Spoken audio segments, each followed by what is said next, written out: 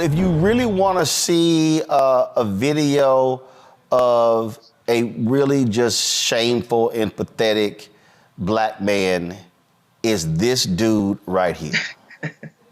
I can't believe the hoax, this sham, this absolute injustice justice system. D.A. Bragg and the judge should be ashamed of themselves. This isn't just ridiculous. This actually erodes the confidence that Americans have in the justice system.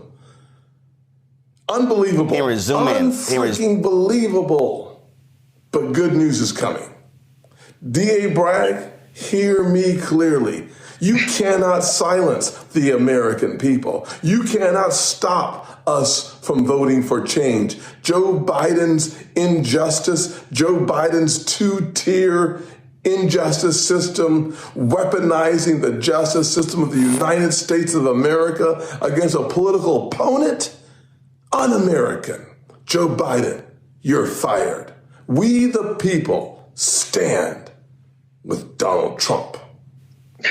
I can't believe the hoax, this sham, this absolute injustice. Here, how dare you? I mean, this is an abomination. This is a sham, like my engagement. I mean, what am I sitting here talking about? I mean, this is just ridiculous. I mean, Joe Biden, how dare you? No, put Tim in the box. How dare you? I can't believe y'all did this to my man. All the ass that I've been kissing, I've been sitting here backing this man. I mean, I've been sitting here. I mean, what is wrong? How dare y'all do that to my patron saint? What's wrong with y'all? This ain't right. This ain't fair. Y'all gonna keep me from becoming the vice president. I can't believe y'all did this to my man. What's wrong with y'all? This is not the United States of America. This is a banana republic, and this don't make no sense.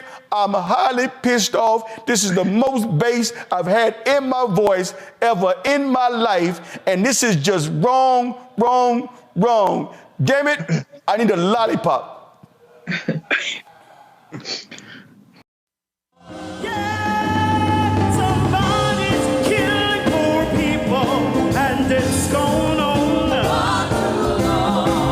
When COVID happened, poor people were dying at a rate already of 800 people a day. Before COVID, if you went to a funeral every single day, it would take you 600 years to attend all the funerals of the people who will die from the ravages of policy violence, poverty, and low wages in America in just 1 year. It would take you 2 years and 19 days to go to all of the funerals of the people that will die today, and oftentimes silence. Nobody talks about this political genocide, but we are determined today to remember their death and be a resurrection of voting power and voice power like never before. Economic justice and saving this democracy are deeply connected. We, as a nation, must listen to the demands of the poor, who are pushing and will continue to push political candidates and elected leaders to lift from the bottom so that everybody can rise. We are the poor, the marginalized, and the underpaid.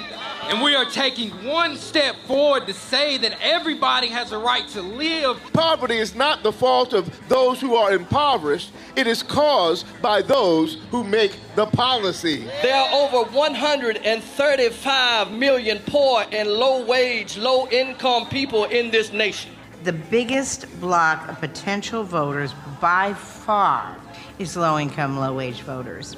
I can't afford medicine. Sometimes I have to skip because of the cost. The farm worker community is tired of the violence imposed upon us by greed, exclusion, and denial of basic human rights. Those folk that represented by that casket, poor and low-wage workers who are the most moral people in this country because they go to work every day believing, even though going to work is hazardous to their health. I'm tired of working 70 to 80 hours a week and still not have money for the necessity of bills.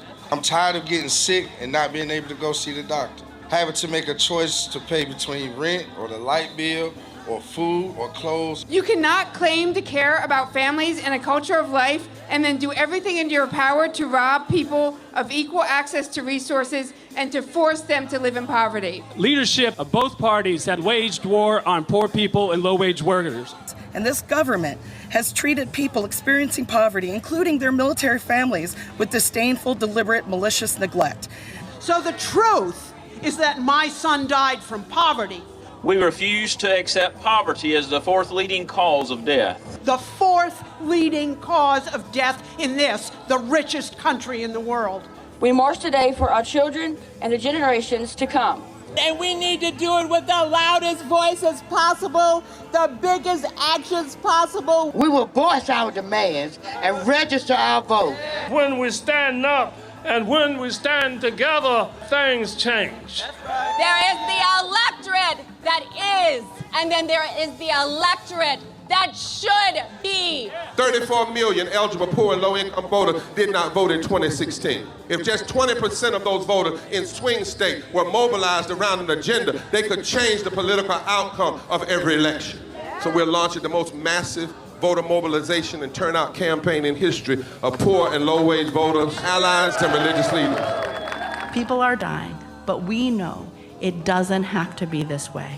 And so we are calling on everyone to join us in this Poor People's Campaign, a national call for more revival. We are here, we will be seen, we will be heard, and our power will be felt.